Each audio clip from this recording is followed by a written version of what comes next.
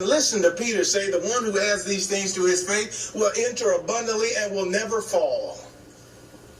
God's provisions of the atoning blood of Christ produces faith, trust, and holy living on the part of God's children.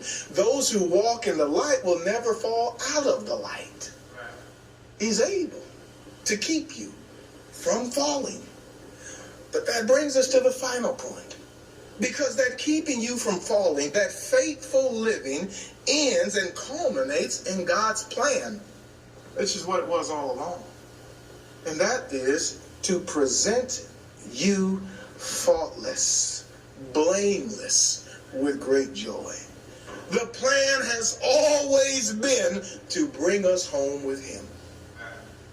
This word means just that, unblemished, without blame, without blemish, without spot, morally without blemish, faultless.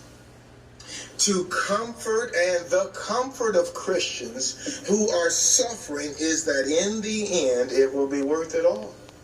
Paul often talks about the glory that shall be revealed in us, making whatever we're going through, whatever they were going through, light affliction. One day the hope that awaits will be realized, and we will be presented.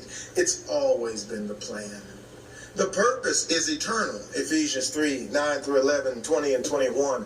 The plan has been initiated as early as Genesis 3.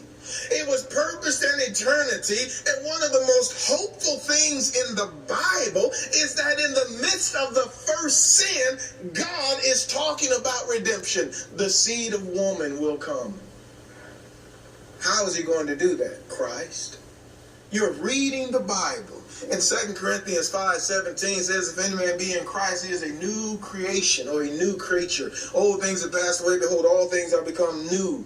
And he says, to wit, that God was in Christ, reconciling the world unto Himself. That's always been the plan. 1 Thessalonians 4:13 to 18, that the Lord will come. He will descend with shout, the voice of the archangel, dead in Christ will rise. We who are alive and remain will be changed. Together we will meet the Lord in the air, and so shall we ever be with the Lord. What's the motivation? The saints will one day have their victory. The faithful will always overcome, and one day that will ultimately be realized. It's cover to cover in the Bible. God's people go through great challenge, hardship, difficulty, and then they overcome. See Hebrews 11. And then they're glorified. See